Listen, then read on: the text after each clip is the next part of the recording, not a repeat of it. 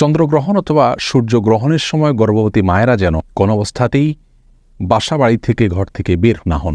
অনেকে মনে করেন যে চন্দ্রগ্রহণ সূর্যগ্রহণের সময় গর্ভবতী মায়েদের জন্য কোনো কিছু কাটাকাটি করা, কোনো কিছু কুটা এটা উচিত নয়। যদি করেন তাহলে সেটি তার গর্ভস্থ সন্তানের জন্য ক্ষতির কারণ হতে পারে।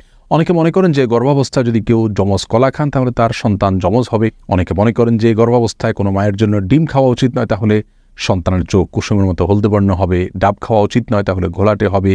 অমুকটা খাওয়া উচিত নয়, তাহলে তমুকটা হবে। এরকম আরও নানা রকমের ধারণা রয়েছে। সুপ্রিয় দর্শক শ্রোতা ভাই বোন, গর্ভবতী মায়ের জন্য গর্ভাবস্থায় কোনো খাবার গ্রহণ করা অথবা না করা, বিশেষ কোনোভাবে চলা অথবা না চলার ব্যাপারে কোরআন এবং হাদিসে কোনো দিক নির্দেশনা আছে কিনা আজ আমরা সে বিষয়টি জানার চেষ্টা করব ইনশাআল্লাহ তাআলা। প্রিয় দর্শক, আমাদের সমাজে গর্ভবতী মায়েদের জন্য বিশেষ কিছু খাবারকে, বিশেষ কিছু চালচলনকে নিষিদ্ধ এবং ক্ষতিকর মনে করা হয়ে থাকে। তন্মধ্যে থেকে সবচেয়ে প্রসিদ্ধ হল চন্দ্রগ্রহণ অথবা সূর্যগ্রহণের সময় গর্ভবতী মায়েরা যেন কোনো অবস্থাতেই বাসা বাড়ি থেকে ঘর থেকে বের না হন। অনেকে মনে করেন যে চন্দ্রগ্রহণ সূর্যগ্রহণের সময় গর্ভবতী মায়েদের জন্য কোনো কিছু কাটাকাটি করা, কোনো কিছু কুটা এটা উচিত নয়। যদি করেন তাহলে সেটি তার গর্ভস্থ সন্তানের জন্য ক্ষতির কারণ হতে পারে। অনেকে মনে করেন যে গর্ভাবস্থায় যদি কেউ যমজ কলা খান তাহলে তার সন্তান যমজ হবে। অনেকে মনে করেন যে গর্ভাবস্থায় কোনো মায়ের জন্য ডিম খাওয়া উচিত নয়, তাহলে সন্তানের চোখ কুসুমের মতো হলদে বর্ণ হবে। ডাব খাওয়া উচিত নয়, তাহলে ঘোলাটে হবে। অমুকটা খাওয়া উচিত নয়, তাহলে তমুকটা হবে। এরকম আরও নানা রকমের ধারণা রয়েছে। অনেকে মনে করেন যে গর্ভাবস্থায় কোনো মায়ের জন্য কোনো মুরগি, কোনো হাঁস এ জাতীয় কোনো কিছু জবে করা উচিত নয়। যদি করেন তাহলে সেটি তার গর্ভস্থ সন্তানের জীবনের জন্য ক্ষতির কারণ হতে পারে। অনেকে মনে করেন যে গর্ভবতী মায়েরা প্লেট ইত্যাদি চেটে খেলে, মুছে খেলে ভালো করে, তাহলে সেক্ষেত্রে তাদের কন্যা সন্তান হওয়ার সম্ভাবনা রয়েছে। অনেকে মনে করেন যে কোনো বাসায়, কোনো বাড়িতে, কোনো ঘরে যদি কোনো গর্ভবতী মা থাকেন তাহলে রাতের বেলায় সেখানে বাহির থেকে মাছ আনা উচিত নয়। যদি আনতে হয় তাহলে আগুন ইত্যাদিতে ছ্যাঁক দিয়ে প্রবেশ করাতে হয়। আর এরকম নানা রকমের ধারণা আমাদের সমাজে প্রচলিত আছে। প্রিয় দর্শক, এই ধারণাগুলো সম্পূর্ণরূপে ভ্রান্ত, ভুল এবং কুসংস্কারাচ্ছন্ন বিশ্বাস থেকে আমাদের মধ্যে জন্ম নিয়েছে। এর মধ্যে কিছু কিছু ধারণা রয়েছে যেগুলো চরম আপত্তিকর এবং একই সঙ্গে হাস্যকর। যেমন যমজ কলা খেলে গর্ভবতী মায়ের যমজ সন্তান হতে পারে। এই ধারণাটি শুধু ভ্রান্তই নয়, একই সঙ্গে এটি হাস্যকর এবং আপত্তিকর। একজন মায়ের জন্য বা যে কোনো বাবার জন্য একটি গর্ভ থেকে যদি একাধিক সন্তান জন্ম হয়, সেটা তাদের জন্য খুশির বিষয়, আনন্দের বিষয়। এটা কখনো তাদের জন্য ক্ষতির, এটা তাদের জন্য নিষিদ্ধ কোনো বিষয় হতে পারে না। বিধায় এটিকে নিষিদ্ধ মনে করা বা যমজ কলা গর্ভবতী মায়ের জন্য খাওয়াকে খারাপ মনে করা, এটি মূর্খতা প্রসূত একটি বিশ্বাস। সেই সাথে যে কোনো মুসলিমের জন্য, যে কোনো মানুষের জন্য খাবারের পাত্র, প্লেট এটাকে ভালো করে মুছে চেটে খাওয়া উচিত। এটাকে অপচয় করা উচিত নয়, কোনো খাবার নষ্ট করা উচিত নয়, বরং ভালো করে মুছে এবং পরিষ্কার করে খাওয়াটাই হলো সুন্নাহ। আর এই সুন্নাহটি নারী পুরুষ সকলের জন্য প্রযোজ্য। গর্ভবতী এবং সাধারণ অবস্থায় যে কোনো মানুষের জন্য এটি প্রযোজ্য।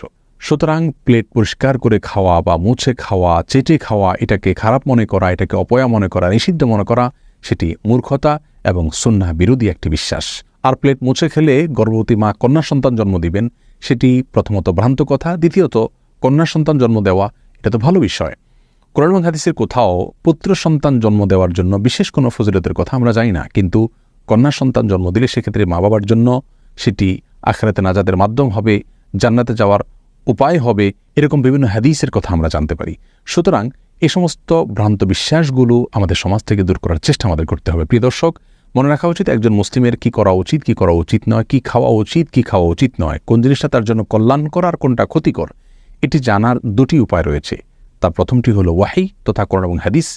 কোরআন এবং হাদিসে যদি আমাদের জন্য কোনো কিছুকে কল্যাণকর বলা হয় বা অকল্যাণ বলে আমাদের জন্য জানানো হয়, তাহলে সেটিকে অবশ্যই আমাদের মেনে চলা উচিত। আর দ্বিতীয় উপায় হলো আমাদের জানার অভিজ্ঞতা এবং সায়েন্স।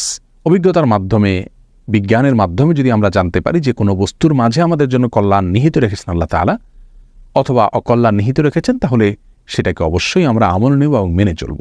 যে বিষয়গুলো বলা হলো, এগুলোর মাধ্যমে গর্ভবতী মায়ের অথবা গর্ভস্থ সন্তানের কোনো প্রকার ক্ষতি হতে পারে এরকম কোনো ধারণা কোনো হাদিস থেকে আমাদেরকে দেওয়া হয়নি। আর অভিজ্ঞতা তথা সায়েন্স থেকে এরকম কোনো ধারণা আমরা পাইনি, যার কারণে এগুলো সম্পূর্ণরূপে কুসংস্কার এবং ভ্রান্ত বিশ্বাস থেকে আমাদের সমাজে জন্ম নিয়েছে। এই ভ্রান্ত বিশ্বাসগুলো আমাদেরকে দূর করার চেষ্টা করতে হবে। প্রিয় দর্শক, আমাদের সমাজে যত রকমের ভুল ফতোয়া, কুসংস্কারাচ্ছন্ন বিশ্বাস, এর বেশিরভাগ চাপানো হয় মেয়েদের উপরে। তাদের উপরে যত রকমের মিথ্যা বানোয়াট ফতোয়া এবং মাসআলার প্রয়োগ হয় পুরুষদের উপরে, তত বেশি মিথ্যা বানোয়াট অথবা মন গড়া ফতোয়ার প্রয়োগ হতে আমরা দেখি না।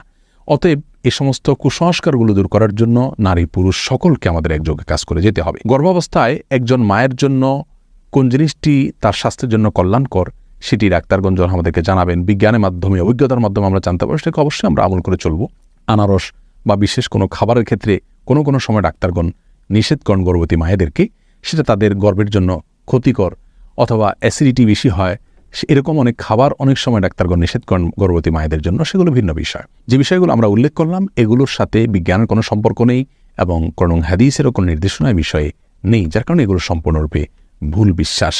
গর্ভাবস্থায় একজন মা বিশেষ কোনো আমল করণীয় আছে কিনা এ বিষয়ে আমরা এক ভিডিওতে বলেছি। কোরআন হাদিস থেকে গর্ভবতী মায়ের জন্য বিশেষ কোনো আমলের কথা আমরা জানি না, তবে অবশ্যই এটি তার জীবনের জন্য গুরুত্বপূর্ণ একটি সময়, কঠিন একটি সময়ের তিনি অপেক্ষা করেন, যার কারণে অন্য যে কোনো সময়ের চাইতে এই সময়গুলোতে গুনাহ থেকে, পাপের কাছ থেকে বেশি বেশি বেঁচে থাকার চেষ্টা করা উচিত।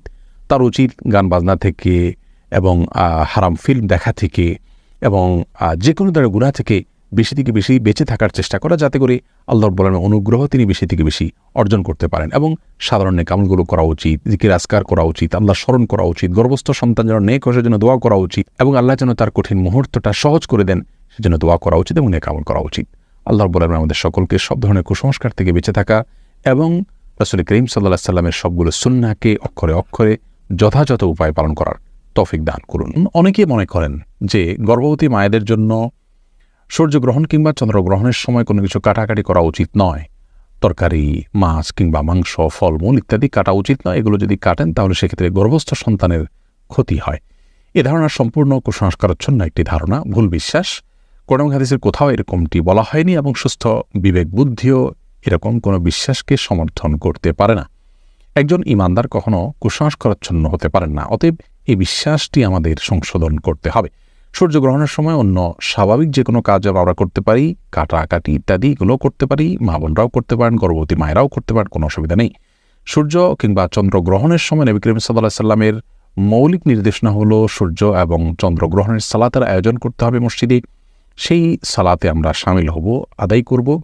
আর এছাড়া নবী রাসূলুল্লাহ সাল্লাল্লাহু আলাইহি ওয়াসাল্লামের যে নির্দেশনা বুখারী মুসলিম হাদিসে আমরা পাই তা হলো এই সময় দান করা, সাদকা করার কথা বলা হয়েছে, দোয়া করার কথা বলা হয়েছে, তাকবীর দেওয়া, আল্লাহু আকবার বলতে থাকা বা আল্লাহু আকবার ধ্বনি দেওয়া, আল্লাহু আকবার বলে ওঠা, এই নির্দেশনা নবী সাল্লাল্লাহু আলাইহি ওয়াসাল্লাম দিয়েছেন। তাহলে আল্লাহু আকবার দিবেন মায়েরা, সাদকা করবেন, আল্লাহর কাছে দোয়া করবেন। এছাড়া অমুকটা করা যাবে না, তমুকটা করা যাবে না, এরকম কোনো কথা কোরআন হাদিসে বলা হয়নি। মূলত জাহেলি যুগের মানুষরা মনে করত যে বড় কোনো ব্যক্তি, মহান কোনো ব্যক্তি, উল্লেখযোগ্য কোনো ব্যক্তির মৃত্যু কিংবা বড় কোনো অঘটন ঘটলে তার প্রেক্ষিতে সূর্য কিংবা চন্দ্রগ্রহণ হয়ে থাকে। নবী সাল্লাল্লাহু আলাইহি ওয়াসাল্লাম তাদের সে কুসংস্কারাচ্ছন্ন বিশ্বাসকে সংশোধন করেছিলেন। ইসলাম এসেছে মানুষের ভুল এবং কুসংস্কারাচ্ছন্ন বিশ্বাসকে সংশোধন করে বিশুদ্ধ বিশ্বাস যেন মানুষ ধারণ করতে পারে সেজন্য। অতএব আমরা চন্দ্রগ্রহণ, সূর্যগ্রহণকে ঘিরে নিজেদের বানানো বিভিন্ন কুসংস্কারাচ্ছন্ন বিশ্বাস এগুলোকে ধারণ করা থেকে আমরা বেঁচে থাকব এবং করণীয় কাজগুলো শুধুমাত্র করবো। আল্লাহ তাআলা আমাদেরকে